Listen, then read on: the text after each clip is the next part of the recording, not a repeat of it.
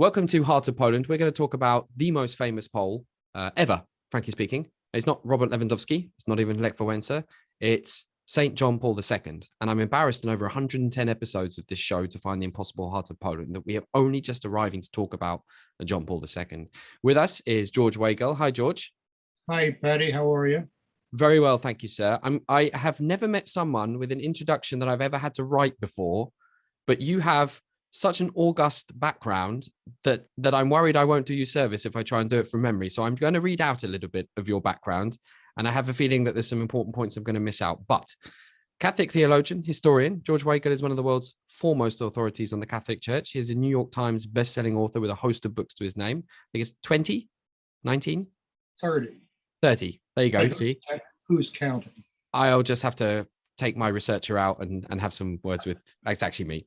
He is a distinguished senior fellow of the Ethics and Public Policy Center in Washington, D.C., and was described by one person I listened to in an interview as a one-man think tank. And I've never heard anyone described like that, but I think, George, that's a pretty damn good description.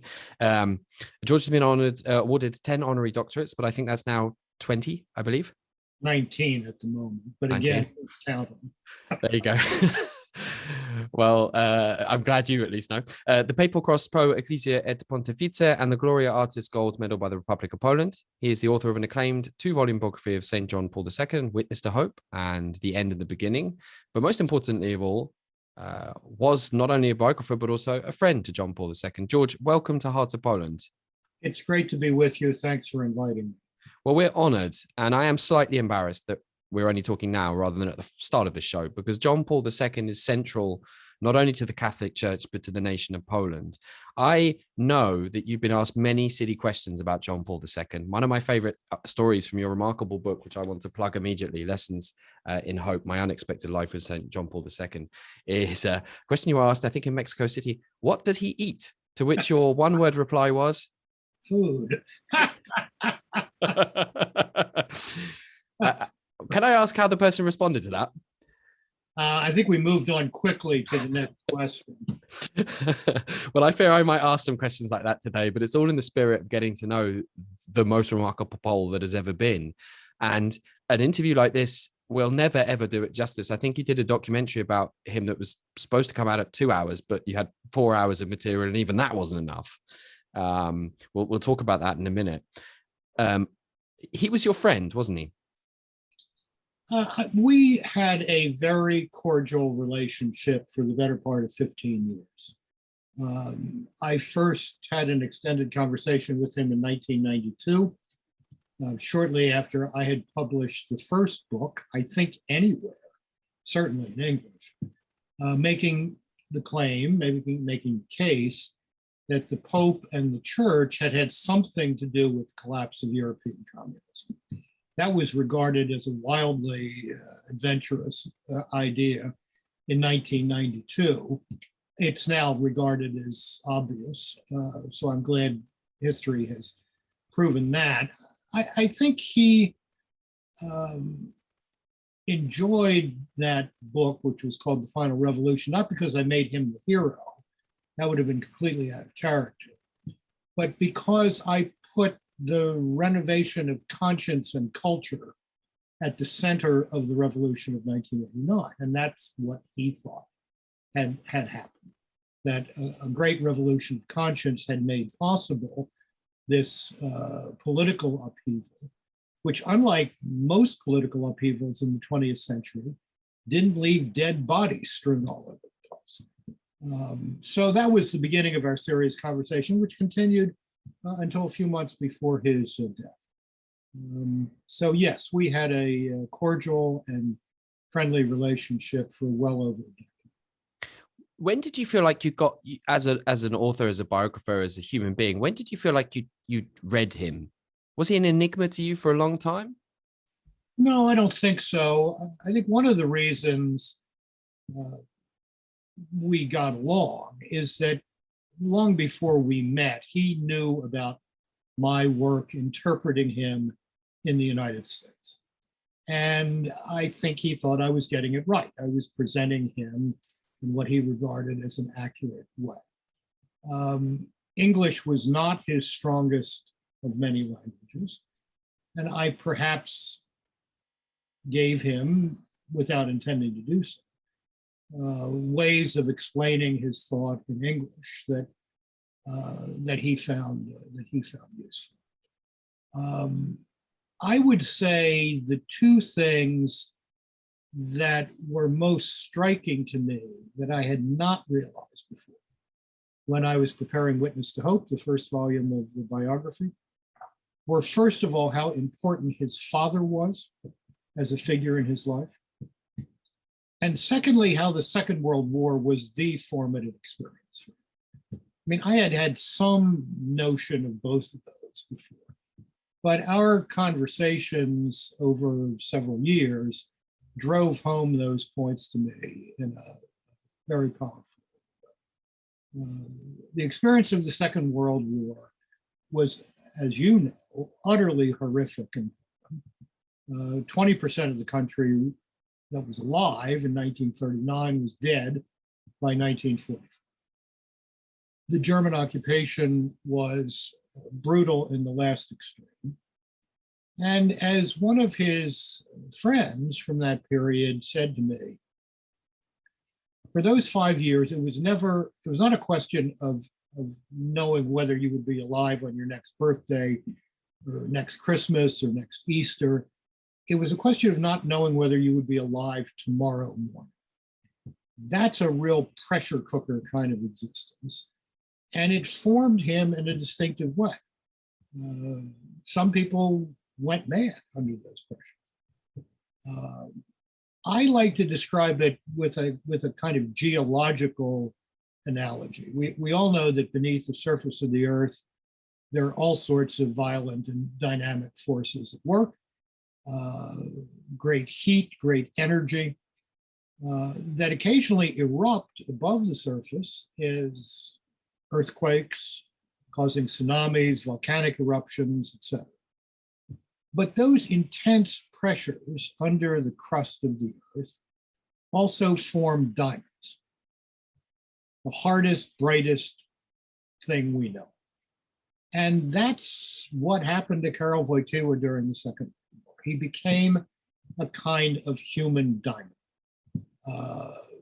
able to cut through what seemed impermeable, the Berlin Wall 44 years later, able to reflect light, the light of God and Christ, in a particularly luminous way.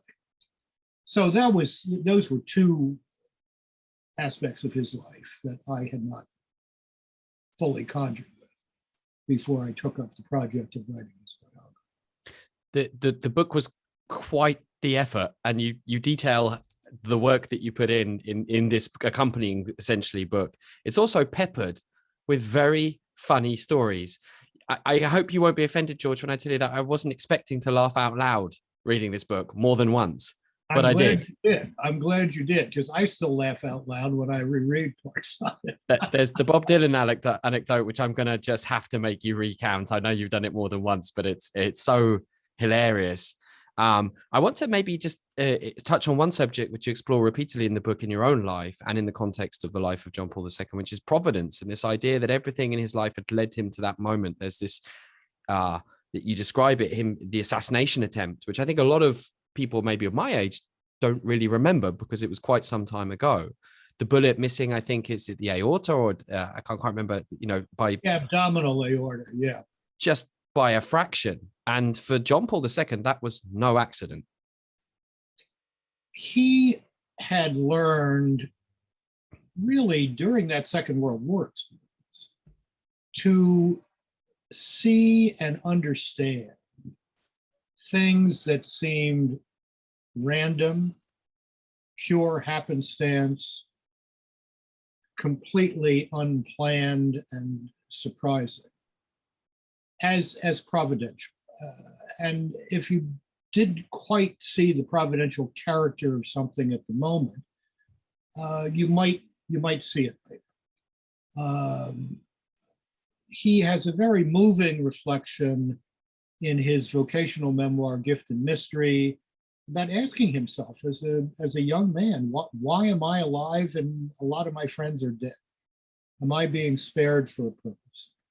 And he eventually came to see the entire tapestry of his life in those terms. So it was not, for example, an accident to him that Aja fired those bullets on the feast of Our Lady of Fatima, because, as he said, one hand fired and another guided the bullet. This is a professional assassin standing 7 feet away from somebody, and he misses. So that led me to look at my own life in different contexts. And actually, the first part of Lessons in Hope, as you know, is a reflection on how a whole lot of different things that I never expected would lead me to become the biographer of John Paul II turned out to be rather precise preparations for taking on that test. I'm going to take a brief segue just to reflect on this, which is many times people have said to me, "Oh, it really feels like there's some reason to all of this, and all that bad stuff that happened has actually really, really helped me." And we're doing this interview at a time for me personally, which is quite important for me because I've gone back to some of the religious studies of my youth, of school church and stuff. I had my child's Bible that I got when I was 6.5 for coming into my prep school, DHL'd over to me by my mum and dad a few months ago, and I've just been rereading, and it's been coming back to me. It seems like I feel like there's sometimes some. I need to phrase this correctly. I have noticed that many people see the coincidence but can't trace it back to anything concrete, and therefore are swimming a little bit round in a circle with no rootedness. The reason why I'm mentioning this is it's a man who, even as he is shot, and this is something you describe on page 141, it really hit me, is even as he's shot, there's this iconic picture of him collapsing, I think, to Monsignor Dziwisz's arms and immediately saying the Hail Mary. Yeah. There's a grace within him at a time I don't think anyone can really understand what it's like to be shot. I mean, very few people go through that, which is quite phenomenal. And it's attached to one thing which I found surprising, and not surprising, but you really emphasize in the book, which is the amount of time he spent praying, where and when, and how many times he left you or had just come back from praying intimately on his own. It surprised me what a deeply philosophical man John Paul II was, a side of him that I hadn't necessarily understood before. I came to a particularly poignant understanding of this aspect of his personality late in our relationship. It's in the book. I think it was 2002 or 2003 when I just mentioned to him over dinner. Well, he had asked, surprisingly, over dinner, how is President Reagan?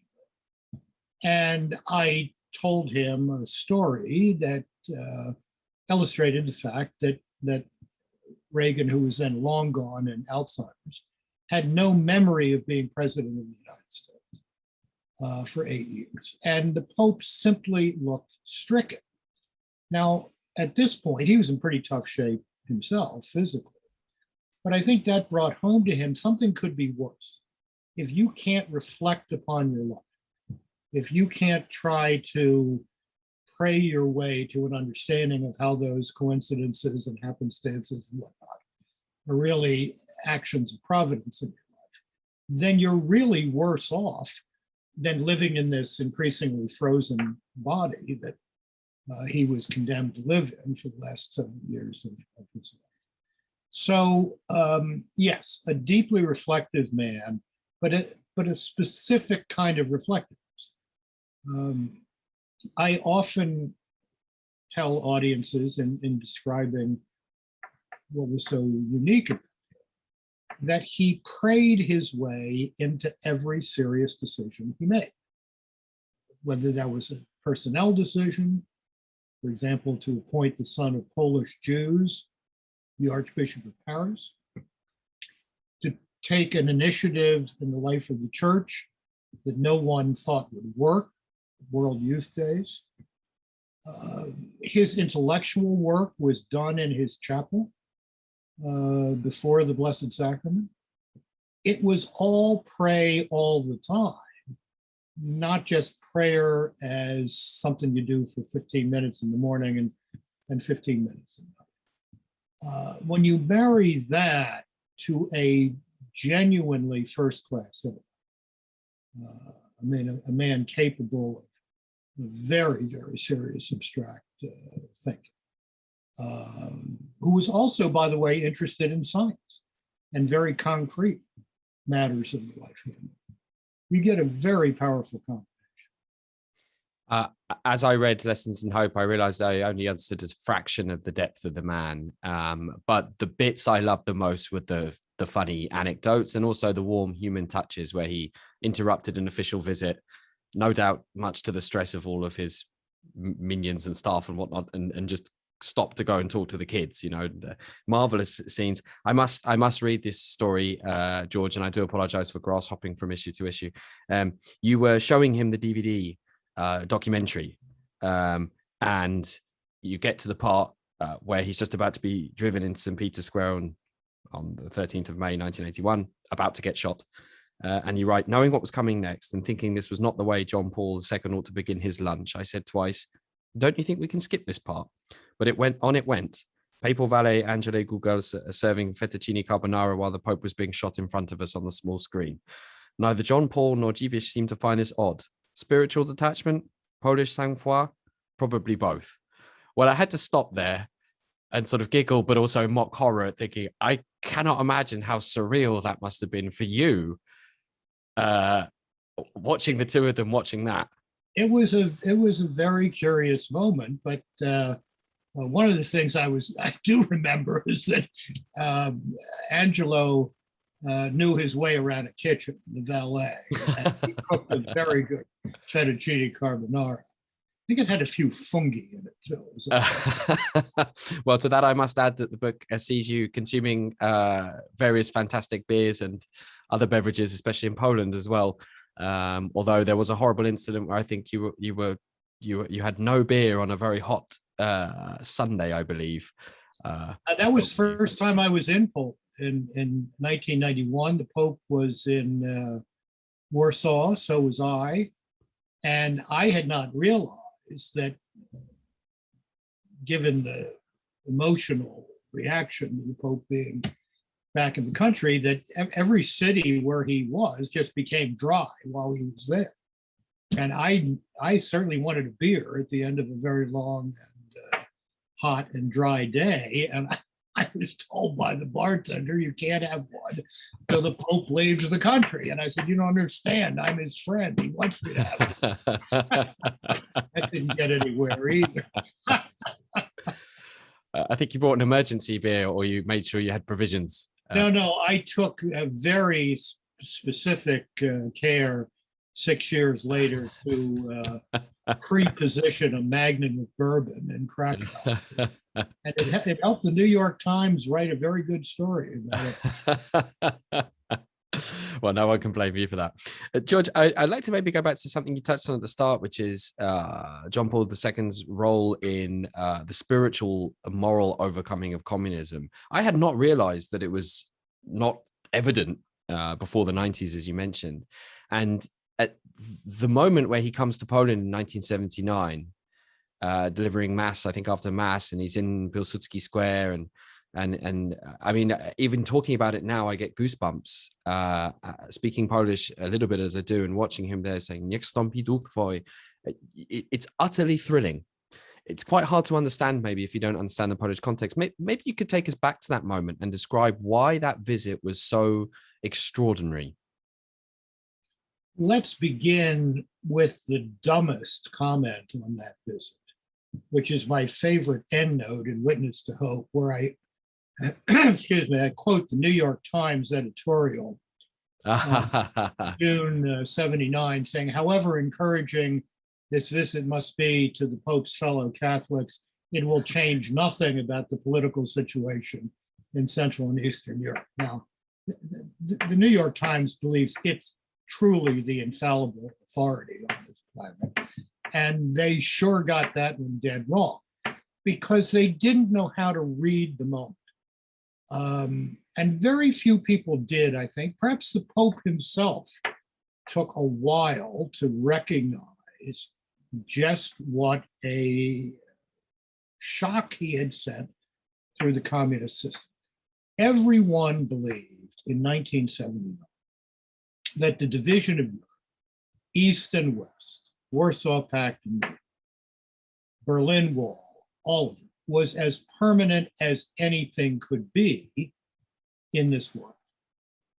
So John Paul II comes to Poland, does not talk about politics once in 9 days, but in a vast number of variations on one great theme, says to his people, you are not who they, the communist authorities, say you are. Permit me to remind you who you are. You are a people with a certain history and a certain culture, at the center of which is your Catholic faith. If you own that truth about yourself, I mean, you know that New Soviet Man is an idiotic and wicked joke, but own the real truth about yourself, and you're going to find eventually tools of resistance that the regime can't match. I don't think anybody expected that the tool, namely the Solidarity Movement, would emerge a mere 12 or 13 months later, but it did.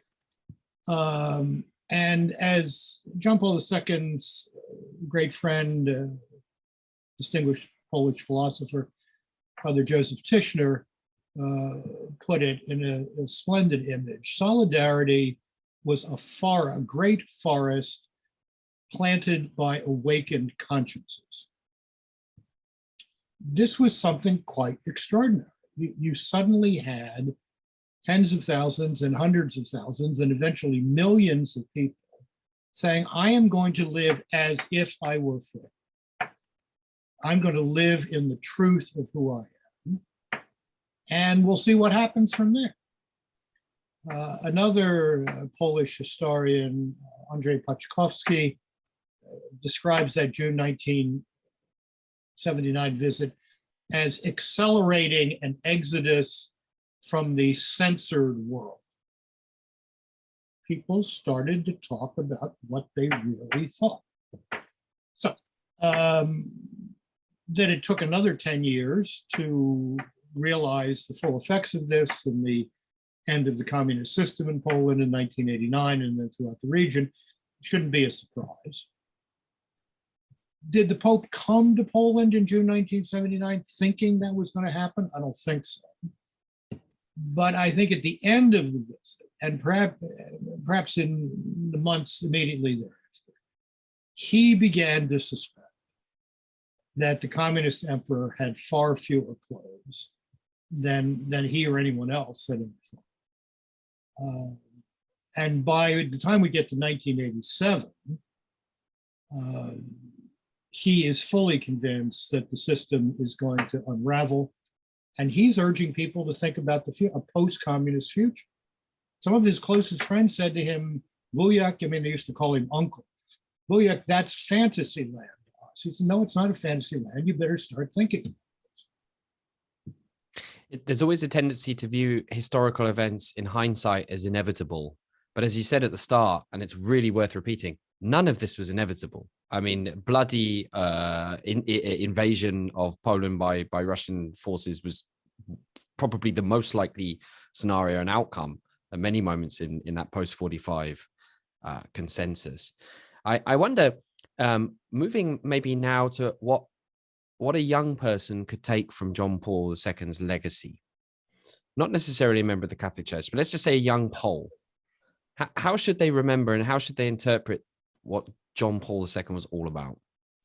I think young Poles, and indeed all Poles, need to stop looking at John Paul II over their shoulder, looking back at him, looking at him through the rearview mirror like some glorified grandfather, and start looking forward through his eyes.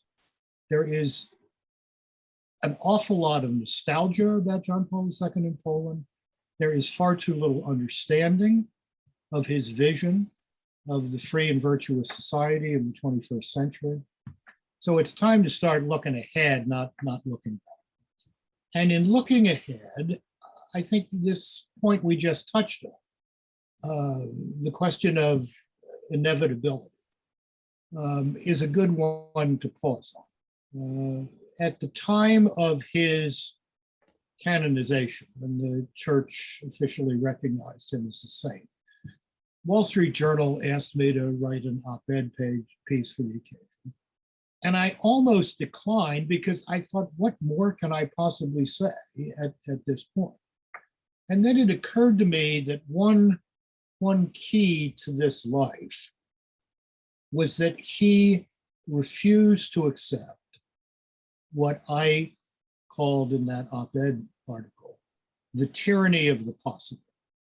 That some things are just the way they are and you're not going to change them, so get used to it, accommodate to it. And so he refused to accept that. He really believed in the power of human moral agency in the world. And he believed that capacity to act out of the truth of the human person, out of a true understanding of freedom as tethered to truth and ordered to goodness, was available to everybody.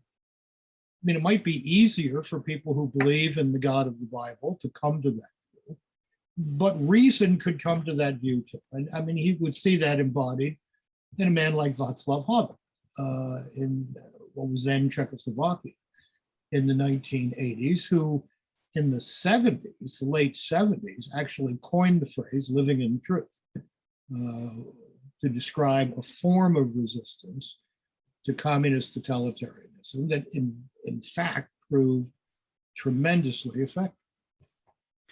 You mentioned Alexander Solzhenitsyn reacting to the news that Karol Wojtyła had been elected as a pope, and the way you put it is because although he didn't know Wojtyła, Solzhenitsyn knew that the election meant resistance to communism would be rooted in religion and culture, the strongest forces in the world. George, I think I personally feel like, coming from the United Kingdom and living in Poland for 11 years, that there was something about traditional Polish culture and history and values, family, tradition, respect, not that weren't present in my home country. I love Britain with all my heart, but had somehow disengaged from the mothership and weren't celebrated in the way that I would expect them to be. And Poland for me was quite attractive for that reason. And I've seen that theme more than once. How do you feel about Poland now, coming to this country as you have so regularly for so many years? Do you feel like Poland is disengaging from the mothership? I don't know that it's disengaging from the mothership, if by the mothership we mean, in this specific instance, the Catholic Church, in a way similar to Ireland or Quebec or real crash and burn places. But I said to a very senior Polish churchman and several of his colleagues 3 years ago, if Poland does not put on, embody John Paul II's view of a church of missionary disciples, in which everyone is a missionary and every place is mission territory, including Poland, including every place in Poland, then I said to this man and his colleagues, in 40 years, you might look like Italy, where there's this thick crust of Catholic culture, but there's no real vitality, no real culture, society shaping life in the church. And that would be a terrible tragedy. But you have to understand that under the conditions of the postmodern world in which we live, which has no secure grasp on anything, Polishness is not going to transmit Catholicism the way it did. To be a Catholic in Poland is going to have to be, over the next 2 or 3 generations, an intentional choice, not an ethnic heritage. It's just the way it is in the entire Western world. And the parts of the church that have figured that out around the Western world are actually doing reasonably well. The parts of the church that haven't figured that out are moribund or dead. Well, I must tell you one thing. My daughter, my 5.5-year-old daughter, we're not we don't attend church, but she's drawn to the local churches, and when she's there, she's very focused, and we sit in mass, we sit at the back, and she asks me questions. And being a Protestant, I'm not always entirely sure what's going on, but I noticed there's a calm in her there that she doesn't have in any other context of her life. So as the hymn goes, Poland has not yet perished as long as we shall live. There's a magnetism to it. Before I forget, George, it pains me to have such a brief interview with you, because I feel I could ask you 100,000 questions. Please, could you tell the Bob Dylan anecdote, because it's so funny, and it also beautifully encapsulates John Paul's ability to actually think on the fly, because he completely ripped up his script as well, which I thought was wonderful. This is the fall of 1997. I'm in Rome to work on what became Witness to Hope, and I discover, somewhat to my amazement, that while the Pope is going up to Bologna on Sunday night to close an Italian National Eucharistic Congress, some bright bulb in the Italian Bishops' Conference has decided that the setup act for the Pope is going to be Bob Dylan. So I thought, this is going to be worth watching. So I parked myself in the faculty lounge of the Pontifical North American College where I was staying, poured myself an adult beverage, put my feet up, flipped on Rai Uno, and there's Bob Dylan, and floppy hat, harmonica, guitar, the whole shtick. Does 3 or 4 songs, finishes with Blowing in the Wind, and the Pope comes on stage and just jettisons his prepared speech and talks about the Holy Spirit blowing through the church, renewing the church in order to celebrate the great Jubilee of 2000, and goes on like this for 20 or 25 minutes. And I thought, this is really something. This guy has got game. So 2 or 3 days later, I am up in the papal apartment for lunch and to work on the book, The Inquisition, as he sometimes referred to it.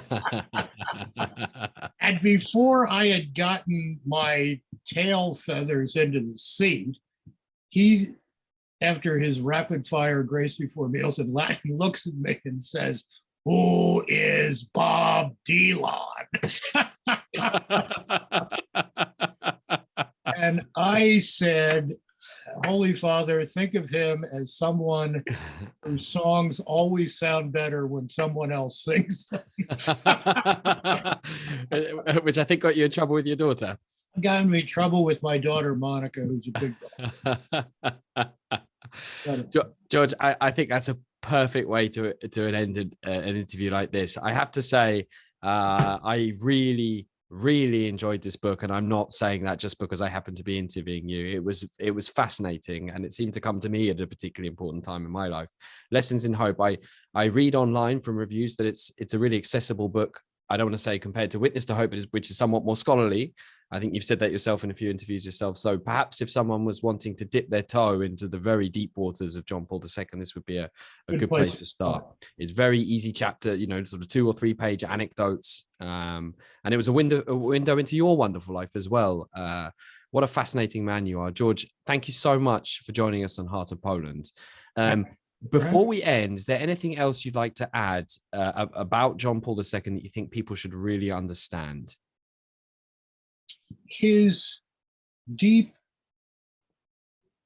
love for the dignity of the human person. We think of him as the Pope of freedom, the Pope of the family. This was the Pope who lifted up the innate dignity and inalienable value of every human life from conception until maturity, because he saw in every human life a someone for whom the Son of God had become incarnate, suffered, died, and was raised from the dead. That was the driving passion of his life, defending the dignity of the human person, because Christ had done so. Well, George, now I know that was the perfect ending to this interview, and not a witty but less meaningful anecdote about Bob Dylan. So Thank you. I'm glad I asked that question. I'm very glad you answered it. George Weigel, thank you very much for joining us on Heart of Poland. So this was, I think, the 114th episode of Heart of Poland, where I've gone on this impossible mission that will never end to find the heart of Poland. And maybe we're actually really at the starting point, because we've talked about a man who more than anything else has played such a huge role as George has outlined today. If you are interested in the tragic, inspiring story of Poland's past, Poland's present, Poland's culture, the vibrant country it's now become with so much promise in front of it, then you're in the right place. You can visit many other former episodes of Heart of Poland. We've talked to basketball players, to singers, to famous journalists, to pretty much every single leading English language historian on the subject of Poland. You can find Heart of Poland on thefirstnews.com, the premier English language news service about Poland, a whole host of news as well as a whole bunch of other programs, including What's Up Poland, my daily news show about Poland. And I'm very grateful for having joined you on this episode. So please do share this episode wherever you find it, right underneath what your impressions and your memories of the great St. John Paul II were. And of course, share this on as well. And I'll see you again for another episode of Heart of Poland.